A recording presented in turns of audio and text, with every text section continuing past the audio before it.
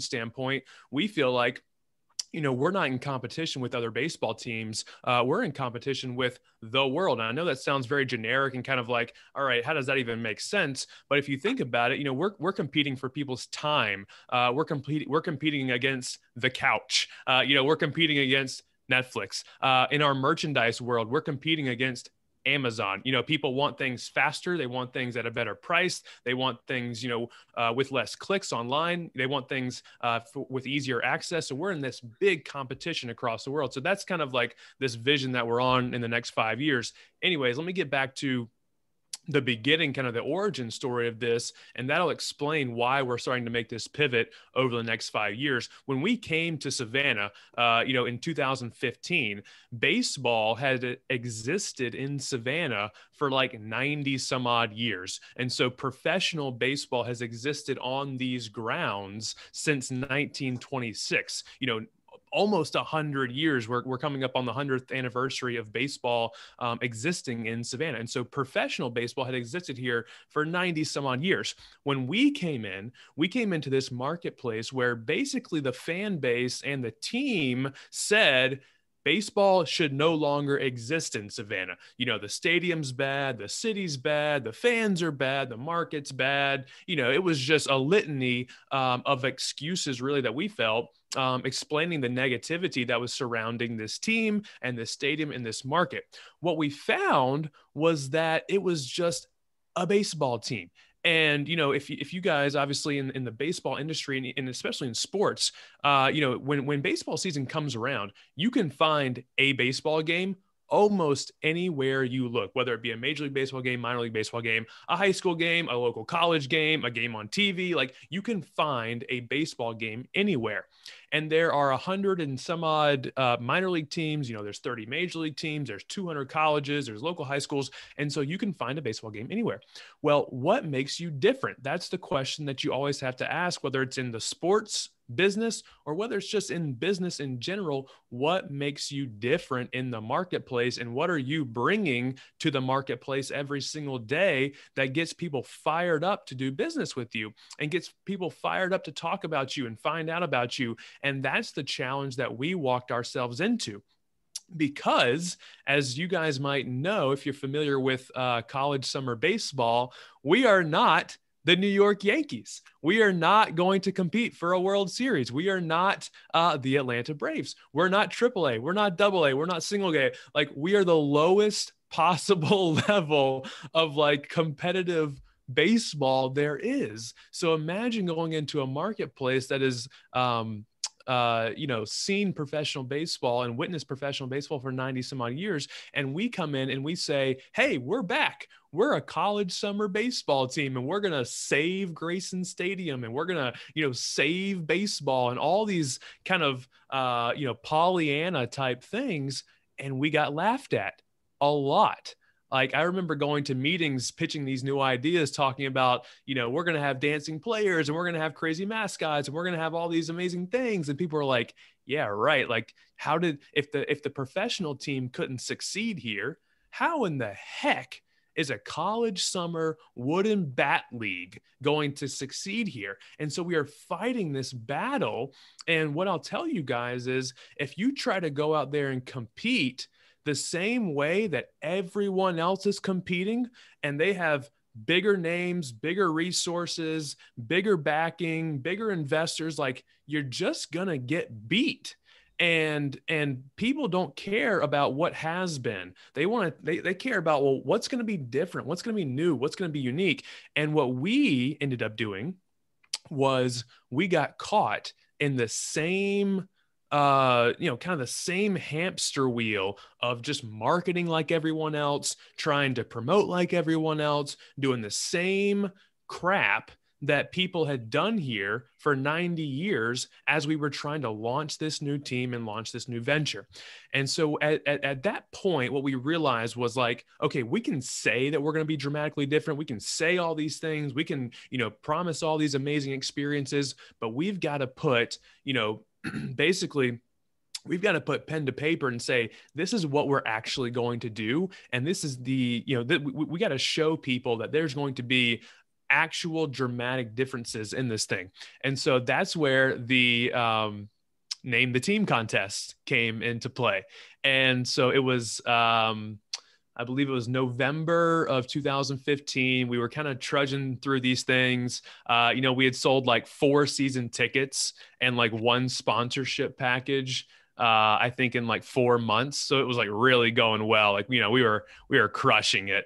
Just absolutely just blowing the doors off this thing. Right. And so it gets into like January, and we had like basically run out of money. So our owners, Jesse and Emily Cole, we don't come from money. We don't come from like large investments. We don't come from like, private equity. We don't come from a lot of silent partners that have money that are just kind of pushing into sports teams. Like, this is our thing. This is our job. This is our livelihood.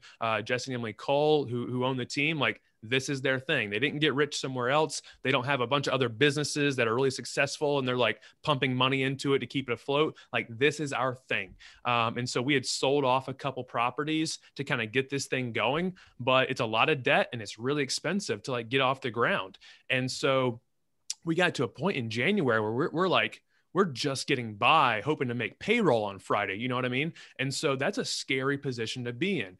And so as we got to February, we were going to announce the team name in February 25th, 2016. I'll never forget that date. And I remember, going through the name the team process, and one lady suggested Savannah Bananas. And it was like a prayer answered. It was like, all right, that's something ridiculous. That's something funny.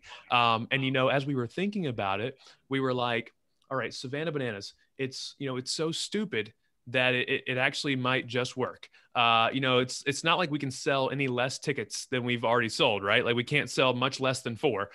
We can't sell much less than 1 sponsorship package. Like, we can really only go up from here. And so if we're going to make a dramatic decision, this is the time to do it. Normal decisions get normal results. And so if you want to just keep making normal decisions, you're just going to keep expecting normal results. It's naive to think that you can just come in and do the exact same thing that everyone else is doing and somehow expect different results. And that was our fault. That was our naivety. And that we thought we could just come in and, parade ourselves around and get some sort of dramatic results. And so I remember when we got the logos for the first time, it was around Christmas time. I'm from North Carolina, so I'd gone home to visit my family in North Carolina. I had just gotten married in November, and so we're going home. We're hanging out with our family, and we get the logos in our first kind of draft rendering from the logo designer. And one of his big rules was if we were to hire him as the logo design group, he would present and like it would have to move forward from there. Like, he felt very confident in his work that we couldn't just keep axing things and going back to the drawing board. Basically, it was like, if you tell me that you want a badass banana, with an angry face, like, I'm going to give you a banana. I'm going to give you an angry banana, and you're going to have to roll with it. And so I remember, getting my phone and looking at it and thinking, all right, this is it. This is going to be the day. And I pulled it up, and you can kind of see it here. This is one of our logos, but I remember getting the logo and thinking, this is it. Like, we're going to be the Savannah Bananas. This is going to kill. And I went and showed it to my family, and I was like, hey guys, it's going to be so amazing. Like, we're going to be the Savannah Bananas. And my mom was like, okay, go get them. And I thought, oh my gosh, like, even my own mother thinks this is a terrible idea. Like, we're going to get crucified here. And so we pushed forward with it. We thought, you know what, this is it. This is our one chance to do something dramatically different. And on February 25th, we announced the name, and people lost their minds, absolutely lost their minds. I mean, like, social media lost their mind. You think like social media is bad right now? Think about being in the middle of like naming a new team in a historic city, And, forever and ever and ever, they'd been like the Braves, the Indians, the Senators, the Cardinals, like they've been all these historic names. Then they kind of transitioned to Sand Gnats, which was like kind of like, really scary to like move to a non-traditional name. And we come in as Savannah Bananas, as these outsiders, and people were all over the place. They were like, you guys are an embarrassment to the city. You guys should be kicked out of town.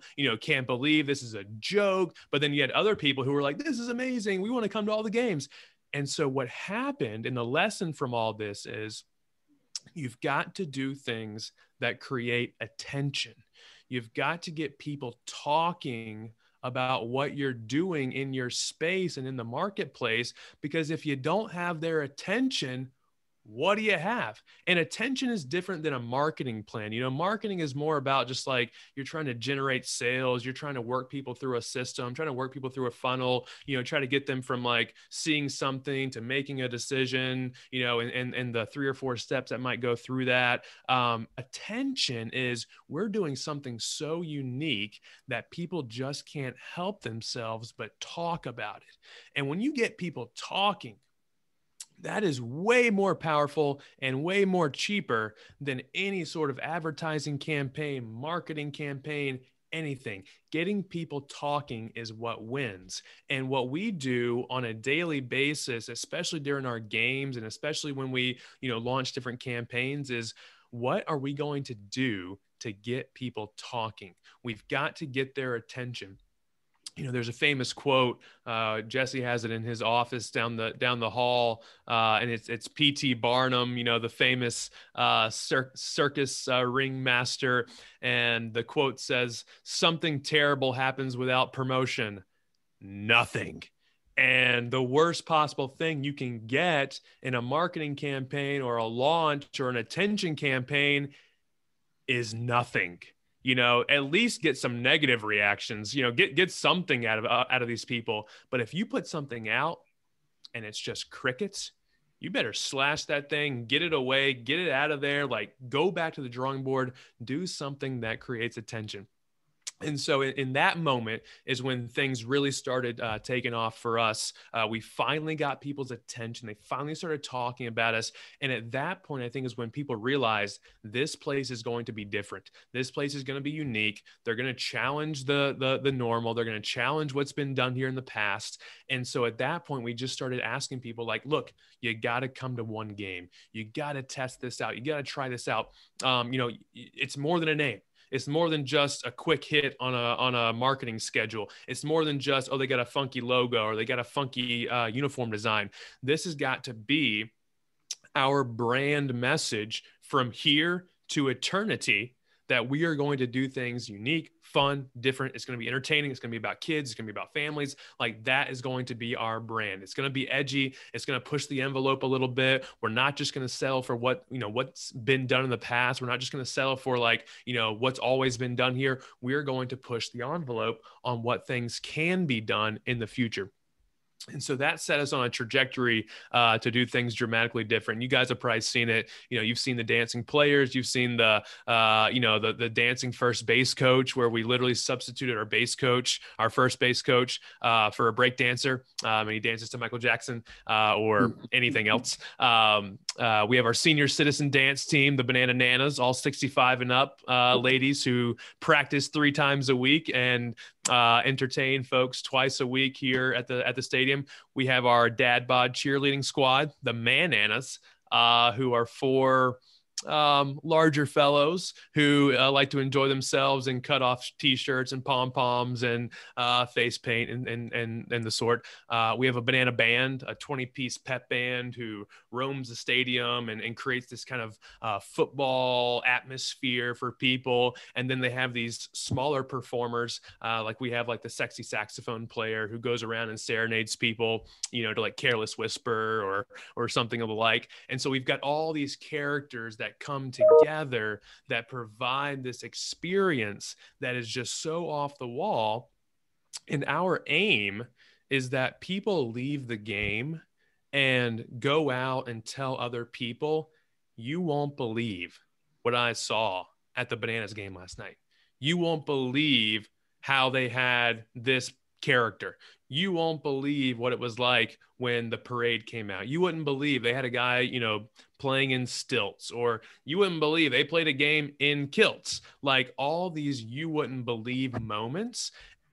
And again, in business, whether you're in sports or anything else, what are those talking points for people that when they do business with you or your company or your team or whomever, they say, you know what? You wouldn't believe what it's like to go and experience that restaurant or that business or that event or that venue or that team. You wouldn't believe it. Nobody goes and talks about, the slick marketing campaign that they just got, oh, you wouldn't believe they got me in their funnel. You wouldn't believe, like, I signed up for their email system that they like convinced me to do. Like, people don't say that stuff. What they talk about is the experiences that you provide as an organization, as a team, as a leadership group, as a company, as a business, whomever. That's what they talk about, the experiences that you provided to them, and you potentially elevated their status. You made their life easier. You made their life more convenient. You gave them joy. You gave them happiness. You solved a problem for them. Like, you did something for them that changed their life in a positive way, and you did it in a remarkable way. And when you can make change for people and do it in a remarkable way, and you put those things together, that becomes an extremely powerful business that people are willing to talk about. So that was kind of our launch into the Savannah marketplace. What happened from there was pretty remarkable. We got on this streak of like selling out games, and that first season we sold out like 16 or 17 games of that first season. Then we went into year 2 and year 3 and year 4, and every game was sold out. And then we launched like a waiting list campaign, and all of a sudden there was like thousands of people joining the waiting list just to potentially buy tickets for future events. And so all that led into year 5, 2020, this past year, where we were on track to sell out every single ticket to every single game before opening day. And that was going to be something that we had never done before. We had always sold out the games, but we had never booked every ticket to every game before the first pitch had been thrown. March happened, and all that went to what.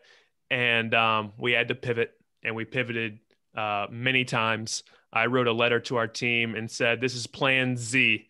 We're off of plan B. We're off of plan C. This is plan Z. This is our last possible chance.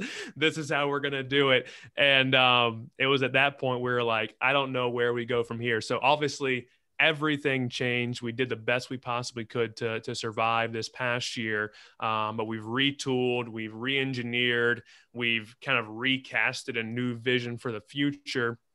And we're going to go off into 2020. Actually, we're already off into 2021. We're having some fun already. So we've retooled ourselves. We've recast the vision, starting basically fall of 2020, going into 2021 this spring that we just completed, and then obviously going into summer and fall of 2021 and beyond. We've got some pretty big plans for where we're going to take this thing in the future. So I can pause here for a moment if there's any dialogue or questions that you guys want to have about like where we've been at the past 4 or 5 years. Actually, I've got a question, but I don't want to jump ahead of you guys. Hey, Jared, I'm curious about the economic impact locally. I'm not sure where the ballpark is compared to restaurants, hotels, anything like that. So that'll be the first part of my question. And then does the Savannah Bananas have the opportunity to capture some of that market? Is there land that you can develop for multi-purpose restaurants? Because I got to bring people to the ballpark. Yeah. So Savannah's a really interesting area. If you guys haven't been here before, I had not actually visited here prior to us thinking about putting the team here. When you come to Savannah, it's situated in a very interesting location. When it was founded, it was founded because of that kind of very interesting location. And so there are about 14 million tourists that come here every single year. and that's normal numbers, obviously, and it's coming back up. And so you've got Chatham County, the county that we live in, and the area surrounding it, of about 250,000 people. Then you've got about an hour radius, and you've got Hilton Head, South Carolina. You've got Bluffton. You've got Tybee Island. You've got Brunswick. You've got Pooler. You've got Effingham County. You've got Statesboro, where Georgia Southern's at. And so we've got this very large hour radius that we draw fans from pretty regularly. From a strategy standpoint, it's very interesting, though. If you study what the Myrtle Beach Pelicans do, the minor league team in Myrtle Beach, they heavily focus on the tourist market. They've even got it figured out from, like, Tuesday to Saturday, or whatever the usual tourism schedule is on, like, they know when all the people come into town, they know when they leave, so on and so forth. And so all that being said, we actually don't focus on the tourist because we feel like they're a last minute decision, they're a last minute buy, and we can't build them as fans as much as we can the local fan base. And so, for example, if a tourist comes to town, they might be coming once. This might be their only time. And yes, it's nice to capture them. It's nice to have them come to the games, but our focus from a sales and marketing standpoint is extremely hyper local in that hour radius. And so our focus is we have 2 or 3 outbound ticket sales people who are calling on churches, schools, little leagues, businesses, nonprofits, hospitality groups, you name it, people who want to entertain their customers, their volunteers, their employees, their potential clients. It's people who are doing business that way.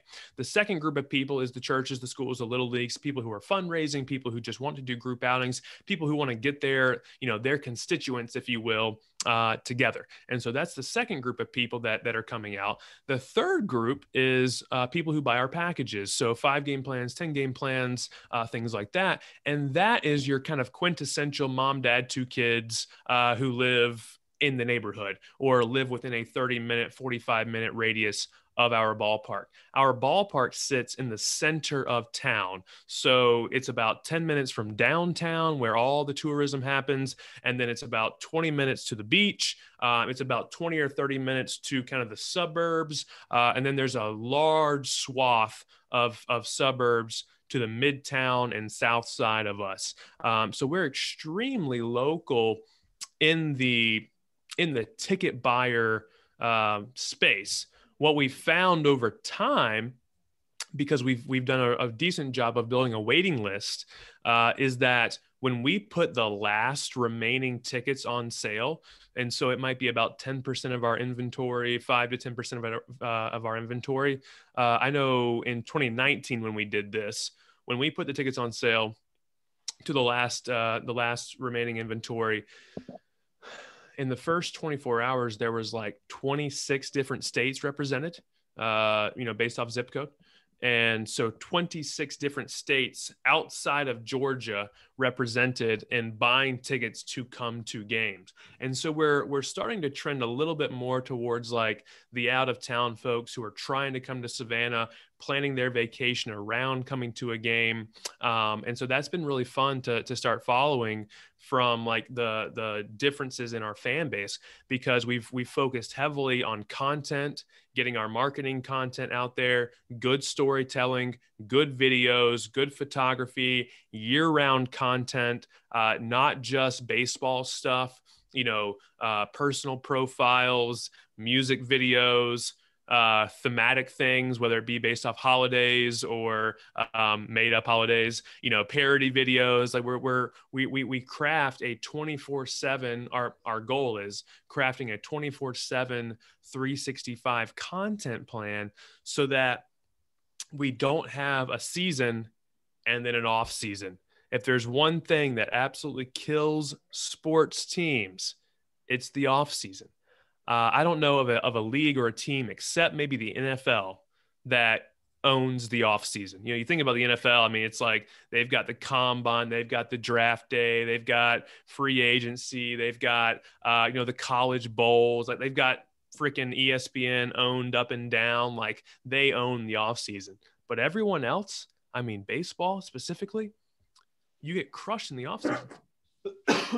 Pardon me. You get crushed in the off season. And so we've got to do a good job as marketers to push this story out more often, to get people to follow us, to get people to stay in tune with us, because we can't just open the gates on May 27th and hope people show up and find us. And so, sorry, I got a tickle in my throat.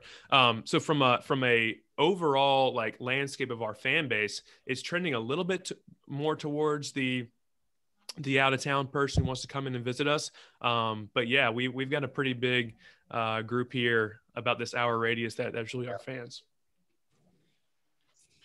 Jared, you guys are doing such cool things.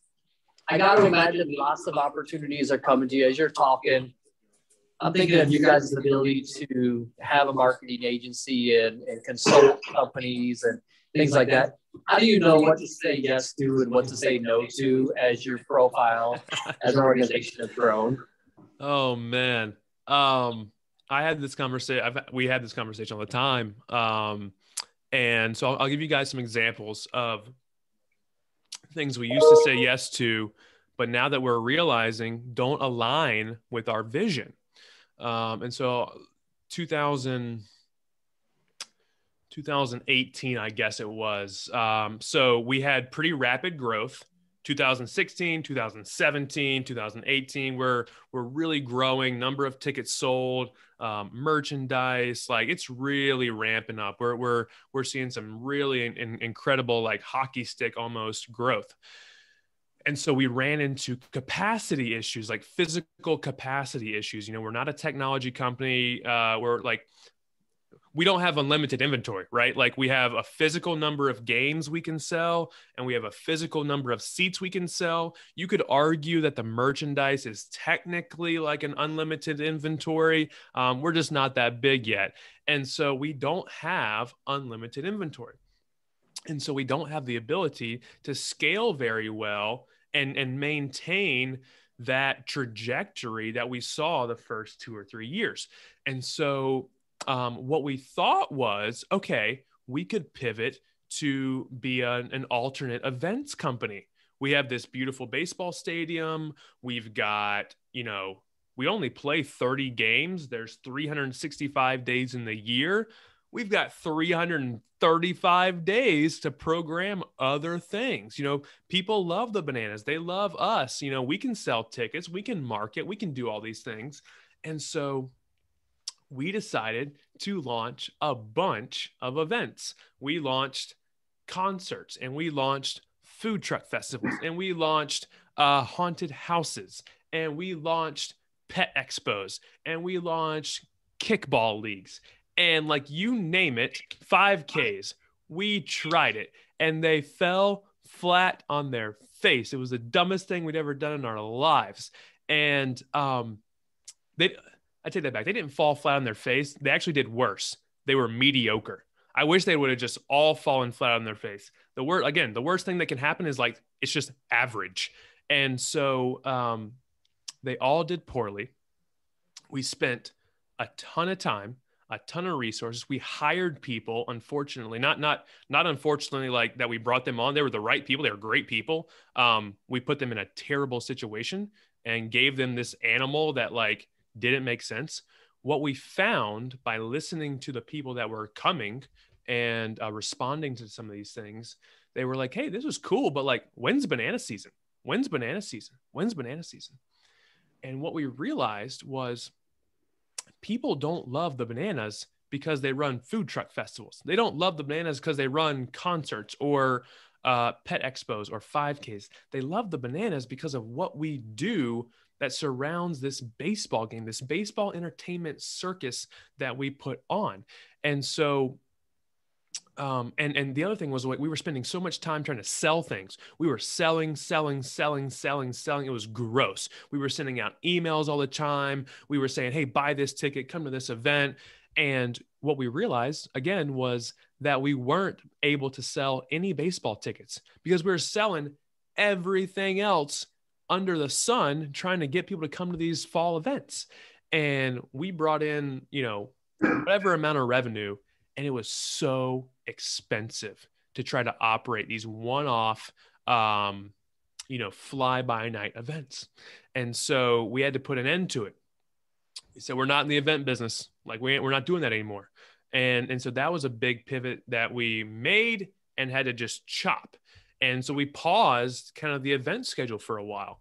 And that has led us to kind of this new vision of being a 24/7, 365 brand, where our mission is fans first, entertain always. That's what we do. That's who we are. It's our DNA. We want to be caring, different, enthusiastic, fun, growing, and hungry. That's kind of our core beliefs. That's our spinal cord. That's really what we're making decisions off of. And then this vision of where we're going in the next 5 years is a baseball team that doesn't have an off season. And that doesn't mean that we have like a trillion events, but that means that we take our core product, what we do best at, our entertaining baseball games, and that means we take those to more people. And so that means we're crafting spring games like around St. Patrick's Day, which is a huge festival in Savannah. Sometimes 1 million people come to Savannah for St. Patrick's Day. And so we're going to have St. Patrick's Day games. We just took our team on the road to Mobile, Alabama. We went on the One City World Tour, just one city, but it was a world tour. And we went on the One City World Tour to Mobile, Alabama, and sold 7,000 tickets over 2 nights to people who had never been to a Bananas game before. But we took them to Mobile, Alabama, and put on a circus there basically for 2 nights. We're going to be continuing to do our Bananas games in the summer, and then we'll look at going to probably 3 or 4 cities next spring of 2022. We're looking at having fall games like Oktoberfest, and we've had this game called Fansgiving, where we dress one team up as pilgrims, and the Bananas play the pilgrims, and I dress up as a pilgrim. We starved our fans during Fansgiving last year in honor of the pilgrims starving when they first came to America. It did not go over very well. We starved them for 66 minutes in honor of the 66-day journey that it took them to get across the Atlantic Ocean. And so we starved our fans for 66 minutes, and we threw bread and popcorn to them, rations. And at the end of 66 minutes, we had a feast, which just meant like unlimited hamburgers and hot dogs and chicken sandwiches. And as you can imagine, we couldn't keep up with the food because people were starving. And we try all these things. But we'll continue to bring our best product to the marketplace. That's our games. That's our entertainment. That's our experience to more people. What that has led us to is more fans, different fans, more unique fans, more merchandise opportunities, more content opportunities to push out, and more control over our destiny. And so to answer your question on what we say no to now is really simple. Does it align with the vision? Does it align with the vision? When, and this is tough because it's really hard to say no to people, because you don't want to you don't want to upset them. You don't want them to feel like you're above them in any way. But like when someone comes to us and says, hey, we want to have this jazz concert at your stadium. And in your mind, you're like, oh, jazz concert, we could sell food, we could sell drinks. I know how much a concert makes on a regular basis, but does it align with the vision? Is that going to take away focus from us doing the things that are dramatically important to us, which is building our fans, building our brand, building our people, building our team towards this future vision? Jazz concerts are great, but maybe they're not great for us. And so that's where we have to balance it. What about the roster of these exhibition games that you're doing in the off season? You guys got to put the roster together for both teams. And who are your players? Like, where are you getting those players from? Yeah. So the spring series was a tryout. We put out a video and said, we're looking for the most entertaining and talented players in baseball. And so we put out this huge like video. We're contacting all these independent leagues, minor league teams.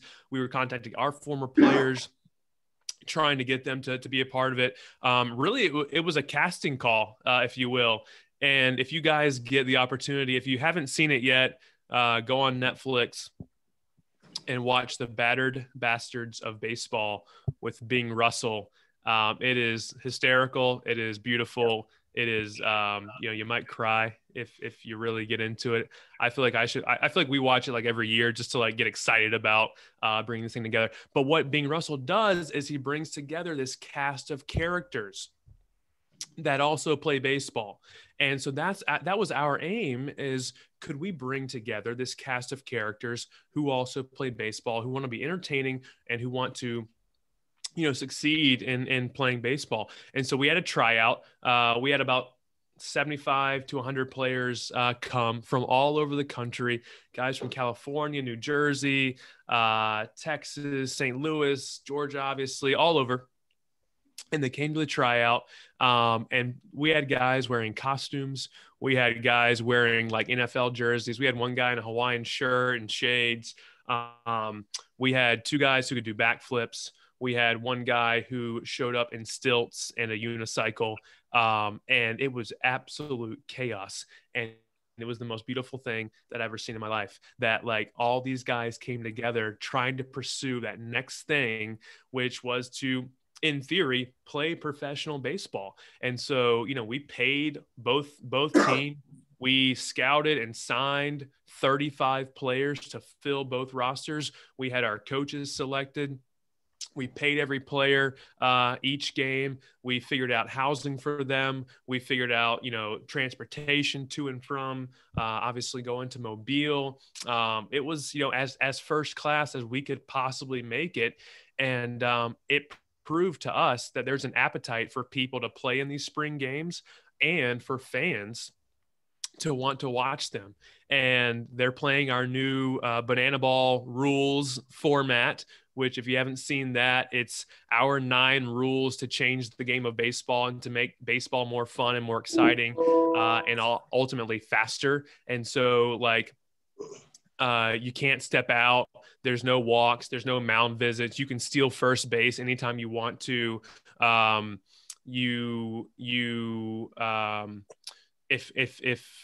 If a fan catches a foul ball, it's an out, which is awesome. Every inning counts. There's a 2-hour time limit. So no game can last more than 2 hours. You have to win each inning. So it's kind of like a boxing match. It's instead of innings, it's more like rounds. So the first round, whoever wins that round, whoever scores more runs, they win the round. Goes to round 2, inning 2. If you win that, you're up 2-0.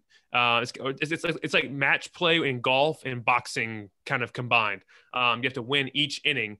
And the first team to win 5 innings wins the game. If they don't win 5 innings, we go to a showdown, which we take all the people off the field. It's pitcher versus hitter, and the hitter has to put the ball in play, run all the way around to home to score. The pitcher has to go chase the ball wherever it's hit, field it, throw it into the catcher. There's a play at the plate. Either they're out or they're safe. It's caused some pretty electric endings to our games, and that's been really fun to watch. So that's kind of what we're testing through all this. I love it. I think we're up against our time here. I'm going to formally end it and just see if anybody wants to keep talking to you. And because I got to get to the next class here. This is excellent. I love the PT Garden, the build deck. The Spolstra stuff that you guys are incorporating, because it's local to these guys. I'm watching the Burlington sock puppets go from a sleepy, short season team that nobody ever heard of to every media outlet out there wants to talk to the sock puppets, all because of the name, right? And now the name is influencing the ethos of the whole team. Right. Yeah, I'm from Burlington. That's where I cut my teeth at a little bit, did an internship there. And kind of where I got my first-ish job was in Burlington. And yeah, it was tough sledding because, no offense to the Royals, we love working with the Royals. But but we're just the Royals. Like nobody in Burlington, North Carolina has any relationship or fandom of the Kansas City Royals. So how do you build an identity around that? So it's really tough. In business, you got to control everything you possibly can control, whether that's your identity all the way through the customer experience, all the way through the brand experience. Like you've got to control every possible thing you can control. Once it goes elsewhere, good luck. Very cool. Thank you again, Jeremy. Yes. We really appreciate you guys. I'd love to stay on the line for a little bit longer and keep talking to you before you jump off. But thank you guys for being here. I'll see you guys on Monday. Enjoy your long weekend. Thank you. Thank you. Thank you. Jared, I was an athletic director of a school that was doing a name change. We were the Crusaders, and kind of looking at church history and going, maybe that's not the best name for our institution. And we went through the whole gamut of ideas, and we're in Lakeland, Florida. And one of the ideas that I brought to the table was the Fighting Penguins. And the mascot had sunglasses on and a surfboard. And I just thought it would be fun. I thought it would be fun to have a team in Florida with the Penguins. And it didn't get a ton of traction. I did get our designer to design the logo and just try to get it in the list of options. But have you seen any colleges? I really feel like, man, there's so much potential at the collegiate level to borrow what's happening in just minor league baseball. You guys are on even you're pushing the line even past them. Or boy, colleges are really just willing to, like you've said, keep doing the same thing. What normal decisions get normal results, and they keep kind of living in that reality. Yeah. The only thing I've seen from an experience standpoint is Grand Canyon University, their basketball team, and their basketball experience it's next level. You can look at the videos online, like their hype videos, and I think they pack like 10,000 students. I think it's like, I want to say it's like students only almost. I don't even know if they allow like the public to come to the games. And they've just packed the experience into it. They've done really well. But I think, and this is maybe something you can bring up, to your classes. What other industries can you get inspiration from that might not be at the sports industry? And that's where we get a lot of our inspiration from, like if I look at some of these books that we've read here, we've got Chick-fil-A, we've got Southwest Airlines, we've got a brewery, we've got, a real estate company, we've got public policy. So like Walt Disney. And so, if you can, I think that's probably where a lot of the college and university stuff comes from the athletic side, is like, you've just got the same brain trust kind of weaving in and out. And, there's no outside influences that say like, okay, what if we took, a content marketing company approach to our athletic department? Or what if we took what would Walt Disney World look like if it was a college campus? Or what would, what if we took inspiration from a cruise line and turned that into our athletic department? And that's kind of where we get a lot of our stuff from, because we felt like if we just regurgitate the same minor league baseball promotional stunts that everyone else does, how do we stand out? We don't want to be the 50th team doing Star Wars night. Who cares? Exactly. We want to be the first team playing in kilts, if you will. So I think that's where the college sports landscape could potentially change. Could you ever consider independent ball, or even coming back into the minor leagues? Would either of those entities be open to Savannah? Would Savannah be open to them? From what I've seen, and I have decent relationships with friends and folks throughout minor league, the new minor league baseball, if you will. The red tape is only getting tighter, and only getting more red, it seems like, with Major League Baseball's control. And I don't see how we could ever fit in to that landscape and kind of have to be told, you can do this or you can't do that. And that's where I would be afraid of it as, with this spring series. That's kind of where we're like testing our waters into like independent baseball, if you will. But yeah, I think in our league, you know, they've really allowed us to march to our own beat, if you will. And that's been the beauty of it. We have to rein ourselves back a little bit, but I'll tell you this, what we just did with the spring series, now we're having conversations like, okay, what does that mean for the summer? Because if the spring series is our new bar, like we really ripped open the entertainment and the fun and the craziness and the level of like, you know, we had 9 guys sign independent contracts after they left the spring team. 2 of them are playing in the Olympics. So like there was really quality talent there, but we set the bar for like, this is what it will be like. And now we have to kind of go back to college summer baseball where there are a little bit more rules. And could you have, fans going to feel considered, like, can you have them going simultaneously when the team's on the road? That is the thought in like 10 years, you know, like what would it look like one day? Sorry, my phone's ringing. Like one day it's like, we'll have a game going on in Savannah and we'll have a game going on in, you know, Nashville, Tennessee or whatever on the same night. Like what would that look like? That would be pretty nuts. Well, Jared, I'd love to stay in contact. We actually have a travel course coming up this summer, and we'd love to get down to Savannah. I'll have to check the dates and see if you guys have any games. If not, either way, we'd love to say hello and see if you guys would show us around. Yeah, that'd be great. Whichever, we can do meet and greet, hang out, show you around. If a game can happen, you know, we're figuring out our capacity kind of on the fly, if you will. Hopefully by July, I would hope that we're close-ish to full capacity, but next time we can't do it all in an hour conversation, but I'd love to even learn more about the organizational culture. You know, what happens 9 to 5 in the office and how the personality of the bananas, I can't imagine A, it doesn't attract the people that are attracted to the brand. And then B, what that looks like from a day-to-day personality.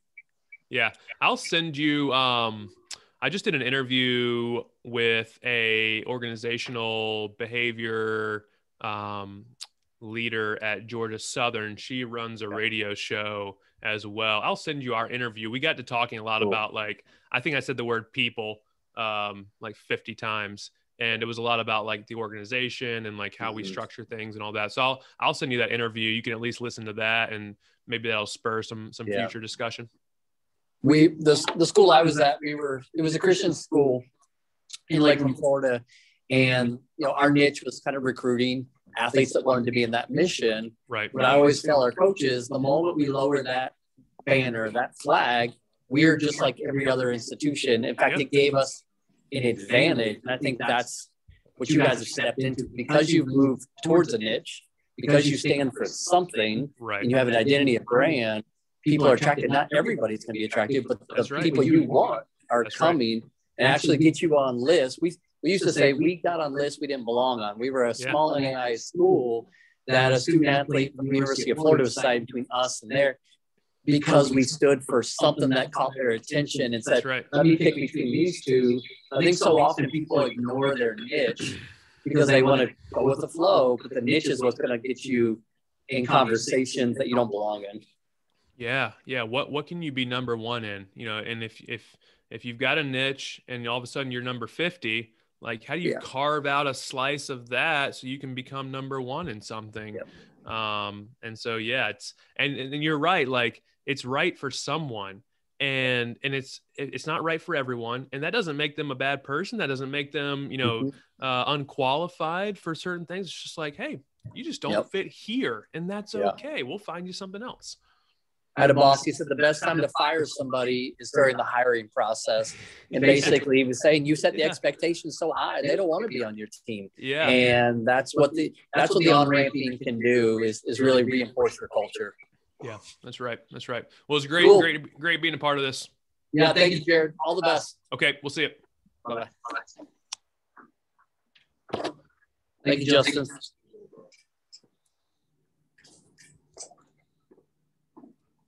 I don't know how to turn that off. Oh, please. That was excellent. Yeah, it was. That was. I love people. I love creativity. I love innovation. I love when people will step out. And I don't know if you heard me ask the question, but like, can you imagine taking the ethos of what he's doing there and bring that on a college campus? Yeah, and I'm not saying like you got to do all the craziness, but I'm saying like you can still play within the rules of the NCAA. You can still do everything, but you can have theme nights. It'd be a big step, but your president can walk around with, that P.T. Barnum kind of personality. Your marketing can come up there, everything can come up, and you can still preserve the intercollegiate athletic spirit. It can still be professional, it can still be fun, and but it can be excellent, I definitely feel it. Yeah. So Hey, I was going to try about a schedule, like I know I can't. That's not your fault.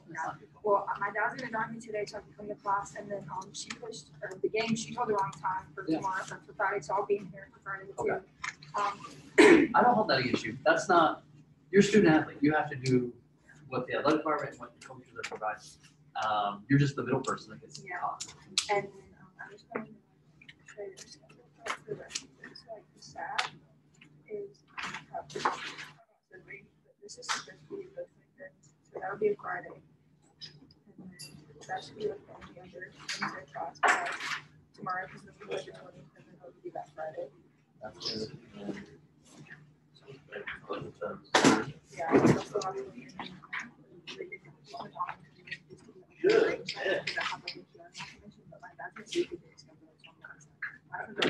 Yeah, and you gotta.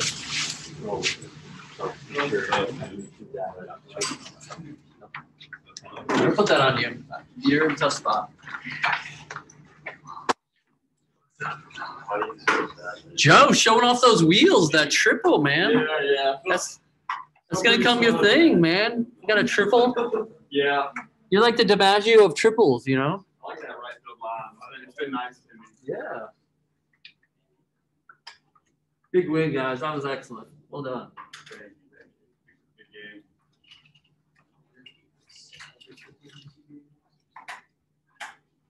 Oh, yeah.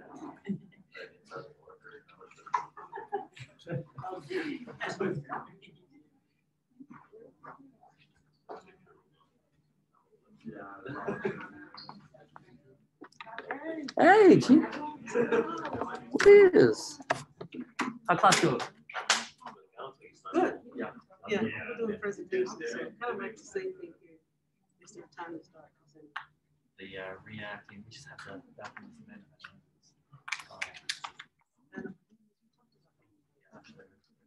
Hey, baseball, we just had the guys from the president of Savannah Bananas speak in our class. I couldn't be a bigger fan. Like everything that they're doing. I'm like Bill Beck, innovation, P.T. Barnum. I love creativity. I know they push the line of purism, but it's about having fun, at the ballpark. This thing they're doing with their off season, where they've got he was telling us they had 80 guys show up for a casting call to do off season Bananas baseball. And guys show up on stilts. Guys showed up in everything. The more outlandish they could do. He said 8 of those guys signed professional baseball contracts after playing with him. These are not these are just guys who have mad talent baseball-wise and personality-wise. And they said they did a one-city world tour. They went to Mobile and played. So it's almost like the Harlem Globetrotters. They have both they bring both rosters. They've signed both rosters. This team plays this team, and the rules are insane. They don't play to 9 innings. They play. You have to win each inning, and whoever wins the inning gets a point. You're trying to get to 5 first. And he said if they're tied, it's only one hitter and the pitcher on the field, and the pitcher throws the ball, and the guy hits it. and it's a mad dash around the bases for the runner, and the pitcher's got to go to the outfield. There is a catcher and throw it home and try to get the guy out home. It's a force out. I don't know if it's force or a tag. I don't know, but that's the play to plate, and that's how that's their extra inning rules. Like they're just trying to be crazy and push every. It's brilliant. I love it. I love every. I'm here for it. Are you doing Friday? What's that? Are you doing Friday? Yeah, I'm gonna give you a buzz stuff because I got to get the schedule to you. Yeah, but I'll give you a buzz. It's hoping to catch you getting the call free. After Friday. Yeah. All right. Let's see.